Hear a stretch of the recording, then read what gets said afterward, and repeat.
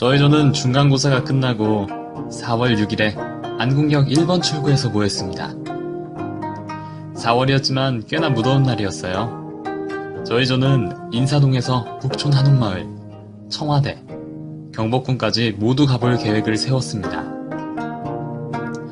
날이 무척 더웠기에 하루 만에 모두 다 돌아볼 수 있을까 싶었지만 친구들이 조장인 저를 잘 따라와 주어서 모두 다 가볼 수 있었습니다.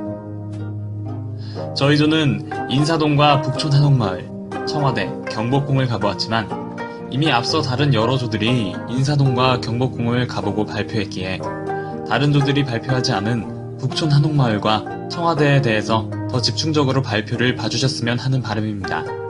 먼저 인사동부터 살펴보겠습니다. 지금 인사동에 있는 자리에는 일제강점기부터 골동품 상점들이 들어서기 시작했고 이들 상점들은 문화재 수탈의 창구 역할을 했다고 합니다. 그리고 일본으로부터의 독립운동인 3.1운동이 이곳 인사동에서 1919년 3월 1일에 일어났습니다. 당시 민족 대표 33인이 모여있던 태화관 자리에는 현재 태화빌딩이 자리잡고 있습니다. 해방 후 1970년대에 들어와 화랑, 표구점 등의 미술 관련 상점들이 이곳으로 집중되면서 인사동은 현재와 비슷한 문화의 거리로 발전하기 시작했습니다. 인사동은 현재 한국의 대표적인 전통 문화의 거리로 외국인들이 한국 문화를 체험하기 위해 가장 많이 찾는 곳 중 한 곳입니다. 흔히들 음식에는 그 나라의 문화가 깃들어져 있다는 말을 합니다. 하여 저희조는 한국 문화의 거리에서 한국 문화를 체험하기 위해 일단 밥부터 먹기로 했습니다. 다들 밥을 안 먹고 와서 많이 배가 고팠거든요. 그래서 저희는 인터넷 검색으로 맛있다고 하는 한정식집을 찾아 그곳에서 소불고기 정식, 돼지불고기 정식, 떡갈비 정식, 게장 정식을 먹었습니다. 불고기는 여러분들이 잘 아시겠지만 떡갈비와 게장에 대해서는 조금 낯설게 느껴지실 수도 있을 겁니다. 떡갈비는 소갈비살을 곱게 다져서 양념하여 치댄 후 도토막에 붙여 양념장을 발라 구워 먹는 구이 요리를 말합니다. 고기를 먹지 못하는 사람이 아니고서야 웬만해서는 싫어하는 사람이 없는 요리입니다. 어떤 맛일지 궁금하신 분들은 마트나 큰 슈퍼에 가시면 냉동식품으로 된 떡갈비 제품이 있는데 한번 사서 드셔보시면 될 것 같습니다. 게장은 싱싱한 게를 갖은 재료와 함께 간장이나 매콤한 양념으로 재워 숙성시켜 먹는 음식을 말합니다. 어떻게 게를 익히지도 않고 그렇게 먹을 수 있을까 하는 의문이 들 수도 있지만 게장이야말로 백문이 불여일식, 100번 듣는 것보다 한 번 먹어보는 게 나은 음식입니다. 제가 여기서 뭐라고 설명할 수 있는 성질의 맛이 아닌 것 같네요. 그래도 굳이 설명을 드리자면 대한민국에는 3대 도둑이 있다고 합니다. 한가인을 데려간 연정훈, 김태희랑 연인인 정지훈, 그리고 간장게장입니다. 왜 간장게장이 대한민국 3대 도둑이냐고요? 예로부터 간장게장과 같이 밥을 먹으면 눈 깜짝할 사이에 밥이 다 사라져버려서 간장게장을 밥도둑이라고 불러왔습니다. 물론 게를 싫어하는 사람도 있기에 호불호가 갈리는 음식이지만 게장이야말로 한국을 대표하는 특색 있는 맛 중 하나라고 생각합니다. 식사를 하고 인사동 거리를 쭉 거닐면서 이것저것 구경을 했습니다. 그리고 제가 약속 시간에 몇 분 늦어서 기다린 친구들에게 미안한 마음에 인사동에 가면 꼭 한 번은 먹는다는 지팡이 아이스크림을 샀습니다. 여학생들은 가까스로 하나를 다 먹거나 다 먹지도 못하였는데 호결은 한 개를 다 먹고도 점원이 서비스로 준 반 개까지 순식간에 먹어치웠습니다. 정말 먹성이 좋은 친구네요. 인사동에서 찍은 사진입니다. 이 뒤에 있는 배경은 일월 오봉도라는 그림인데 조금 있다가 경복궁에서 좀 더 자세히 알아보겠습니다. 그리고 우리는 발걸음을 북촌 한옥마을로 옮겼습니다. 북촌 한옥마을은 서울특별시 종로구에 위치한 마을로 인사동을 따라서 600m가량 더 올라가면 나오는 실제 마을입니다. 마을 전체가 현대식 양식이 아닌 기와집 한옥 양식으로 되어 있거나 혹은 그를 바탕으로 개량된 주택들로 이루어져 있습니다. 여기서 배우 이민호 씨를 좋아하는 분이 계실지 모르겠는데 배우 이민호가 2010년에 출연했던 드라마 개인의 취향에서 손예진 씨와 함께 동거했던 한옥이 바로 이 마을의 집입니다. 북촌 한옥마을은 경복궁과 창덕궁, 종묘의 사이에 위치하여 서울 600년 역사와 함께해온 우리의 전통 거주지역입니다. 거대한 두 궁궐 사이에 밀접하여 전통 한옥군이 위치하고 있으며 수많은 모양의 골목길을 그대로 보존하고 있어 600년 역사 도시의 풍경을 극적으로 보여주고 있습니다. 지금은 전통문화체험관이나 한옥 음식점 등으로 활용이 되어 간접적으로나마 조선시대의 분위기를 느낄 수 있습니다. 이곳만의 멋진 주택과 풍경 때문에 많은 관광객들이 찾지만 이곳은 실제로 주민들이 사는 마을이기에 특이하게도 침묵 관광을 하도록 주의를 요하고 있습니다. 여기서 침묵 관광이란 외부 관광객들의 관광지 방문으로 인해 주민들의 생활권과 환경권이 침해받지 않도록 큰 소리로 떠들지 않고 조용히 여행하는 관광 형태를 말합니다.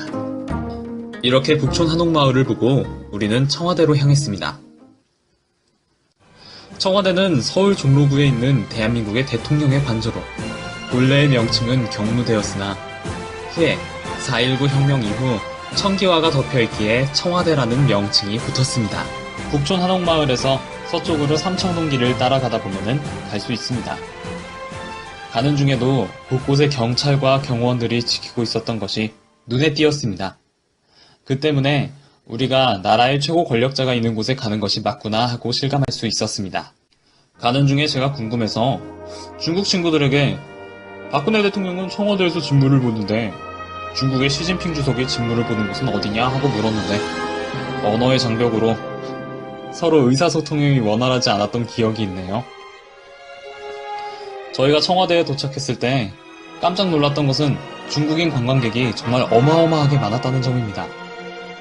중국에서 박 대통령의 책이 베스트셀러라는 얘기를 들었을 때 조금 의아했었는데 청와대에 관광 온 중국인들의 수를 보니 어느 정도 납득이 되었습니다. 청와대에 왔지만 우리는 청와대 안까지 들어갈 수 없었습니다. 그저 청와대 건물 밖에서 보는 것이 다였죠. 뉴스에서 나오는 청와대의 모습을 실제로 와서 보았다는데 만족할 수밖에 없었습니다. 그리고 저희가 간 곳은 경복궁입니다. 경복궁과 청와대는 1.5km 정도 떨어져 있습니다. 앞서 여러 다른 조들이 경복궁에 대해 자세히 발표했으니 저희 조는 다른 조들이 보지 못했던 것에 대해 한번 발표할까 합니다. 이 사진은 여러분들이 가보셨을 경복궁의 근정전입니다. 그리고 이 사진은 근정전의 내부 모습이죠. 왕이 앉는 자리가 보이죠?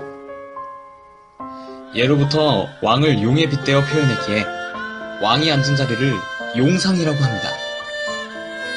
용상의 뒤를 보면 왠지 낯설지 않은 그림이 보이실 겁니다. 이 그림을 어디서 봤을까요? 기억나시나요? 좀 전에 보여드렸던 인사동에서의 저희 조 사진 기억나시나요? 그 사진을 다시 한번 보겠습니다. 이 사진의 배경을 유심히 봐주세요. 어떻습니까? 근정전의 용상 뒤의 그림과 인사동에서 저희가 찍은 사진의 배경과 같은 그림이죠? 이 그림은 1월 오봉도라는 그림으로 왕의 권위를 상징하는 그림입니다. 1월 오봉도는 다른 어떤 나라에서도 찾아볼 수 없는 한국만의 문화라고 알려져 있습니다. 1월 오봉도라는 그림의 제목 그대로 그림 속 5개의 산봉우리와 달과 태양은 각각 상징적인 의미를 가지고 있습니다.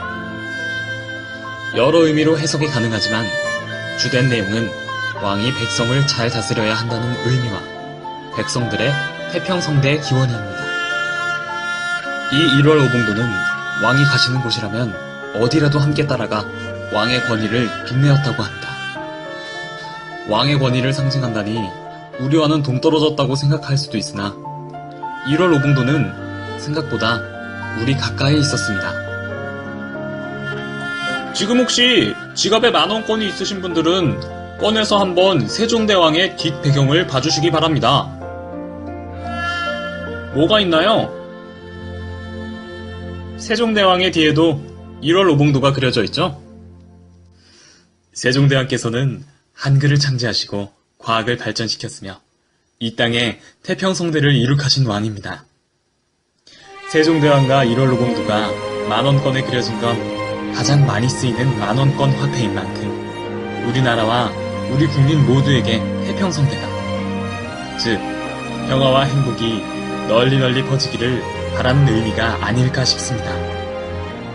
이렇게 경복궁을 마지막으로 저희조의 문화체험을 마쳤습니다. 중국 친구들에게 한국 문화도 소개해줄 수 있어서 좋았고, 덕분에 저도 처음 가는 곳, 또 처음 알게 된 것들이 많아 정말 좋은 경험이었다 생각합니다. 이상으로 저희조의 발표를 마치겠습니다. 감사합니다.